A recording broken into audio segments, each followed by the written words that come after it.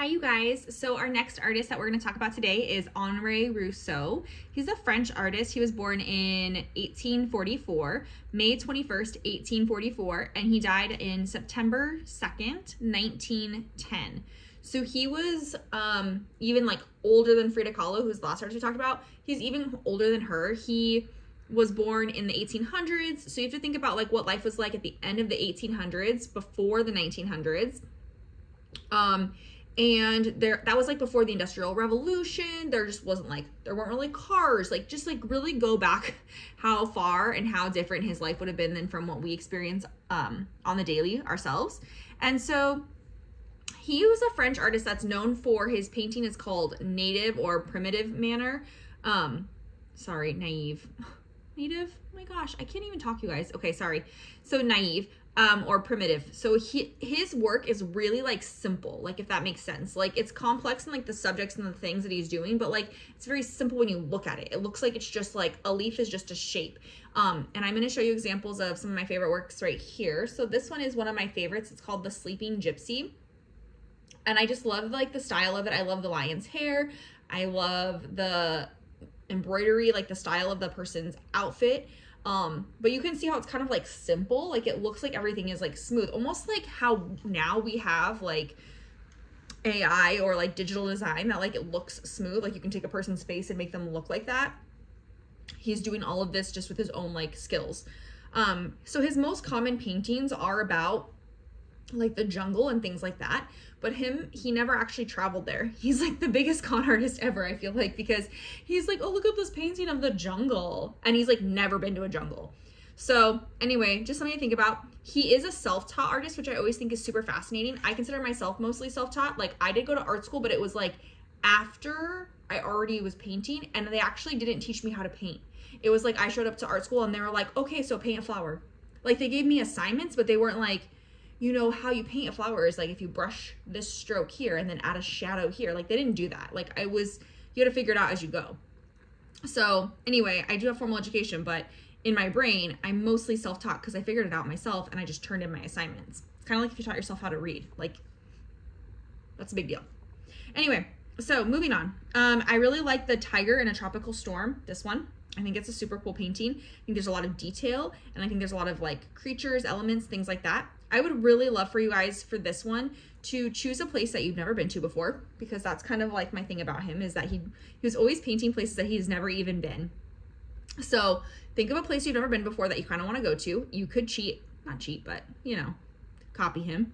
And all of his stuff was Africa. So he was like, at that time, colonialism, that's when they like took over and like the English went and then the French went and everybody went to Africa and they're like, oh, this is going to be our land now. Is that okay for you guys? Do you mind? And there were obviously like native people living there and they were like, we're just going to like take over and build our cities here. Do you guys mind? So there's a pretty complex history there. But anyway, so his stuff is like mostly of like these jungles or like Africa or like, you know, just places that he's never been. So that's what I kind of want you guys to like do. And I do think that the jungle is interesting because you have cool animals there, like the tigers, the lions. You have, if you do like a South American jungle, that's obviously going to be like a rainforest type situation. That's obviously going to have different animals there as well, different plants. So this project, the goal is to pick an animal and a plant inspired by the place that you're thinking of. So it's kind of like a few parts. 1, think of a place that you've never been to that you're curious about. 2, pick a prominent plant that's popular there or that grows there, that's native to there. And then 3, pick an animal that's from there. And then you're going to illustrate a picture using the animal and the plant. And we're gonna just use watercolors. It's not gonna be anything wild, crazy. Watercolor and crayon have been my favorite to draw with lately. And I think it gives you a lot of potential to just like get creative and just make a mess and like fill it up your page with whatever you want. So that's kind of what our goal is for today. I'm obviously going to show you a few more examples of his work just so you can see like what he's about. But yeah, try to keep it simple. If you wanted to draw this, I would suggest using colored pencils would be another option to make it like really smooth if you wanted to practice his style. But I kind of like the idea of just using his subject matter. So I'll let you guys decide for sure. And I'll give you a few more facts about him as we go. So he said that there's no teacher other than nature. And I love that quote because I think it's so important to remember. And I'm sure you guys resonate well with this as well. Like, in nature, you learn a lot of things. And so that's one of our best teachers if you can just observe the world around you. So again, he's never been to the jungle. He actually has never even left France. When he died, he had never even left his home state, his home country. Like, that's so interesting to me. And I just think it's really important that you guys like learn about his resources. So I'll let you know that the way he did study the animals was from taxidermy. So if you've ever like been to a museum where they have like a stuffed mammoth, or like they have like animals that are not alive anymore and they have them like stuffed. So he could go to the Parisian museums and he could see those animals, but that's how he was studying them. So they weren't really alive. They were like just stuffed shells of animals. So that's taxidermy. And so a lot of people were like, wow, this is really flat. It's very childlike. They were like really critical of his work. They just didn't think it was good. And it's so interesting to me now because we think of him as one of the greats. Like, he really changed some perspectives on how to paint and how to draw things. And then even now, like I said, even though we have technology now that makes everything like smooth and these shadows are really easy to like emulate, like that was not happening at the time. So everything that they were doing was super photorealistic. And then he came in and was like, this is my style. It's kind of childlike. I don't care. Primitive or naive is the art movement. So he had a ton of exhibits throughout France. And then now a lot of his work is in MoMA, like I said, or New York. You can find a bunch of his pieces. I'm going to show you guys a bunch of his examples, but I really like his self-portrait from 1890, which is in the National Gallery in Prague. It's not even in France, but that's where that one is. I also like the Merry Jesters from 1906. That one's at the Philadelphia Museum of Art.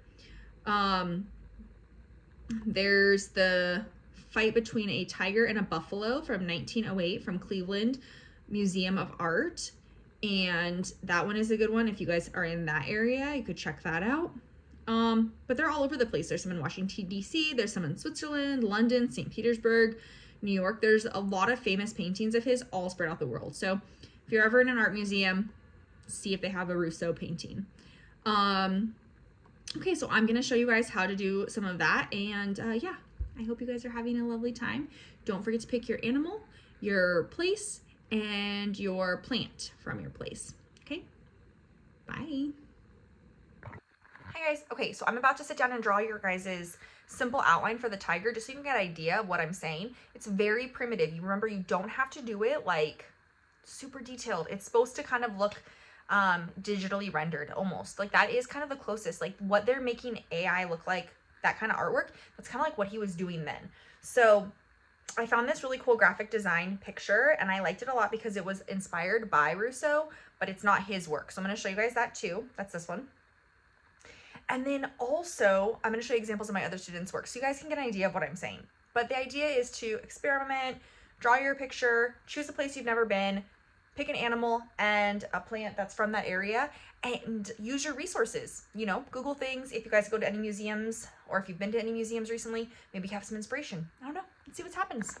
So for this project, it's super simple. This is my example piece. This is my tiger. These are my plants. I didn't actually look at perfect plants that like exist in real life. I just kind of made it up. Try to find a real plant. If you don't, you can use these. You want to choose a light color. Like, I chose neon to do my tiger, but you're literally, I just start with the center of the face. So whatever animal you choose, it's probably going to have a nose. And then you're going to do the bridge of the nose that comes back up, then the eyes, then the top of the head, then usually you'll have like a mouth or something down here of some kind, right? And then the ears, depending on what animal you choose. My ears are kind of like up here like this. And then you're going to have like your fur. So fur is always like pokey, spiky, whatever you want to do there. The harder you push with your crayon, the more it's going to show up through your watercolor if you do watercolor. If you're doing a different material, don't worry about it. But for the crayon, this is the part that I like to do with a bright, bold color. And then if you also notice in his pictures, he's always doing like really bold moon shapes or sun shapes. So for this one, I like to do a bright moon or a sun. So I guess that's probably the sun if it's red, like at sunset. But think about that too. If you want to include the sun, or if you want to include the moon and how that would look. Remember, you can't really mess this up because it is in that primitive style, but the harder you push, the more it's going to come through your watercolor. Okay, so that would just be a basic outline for your shape, and then everything else you're going to add in yourself. Can't mess it up. Good luck.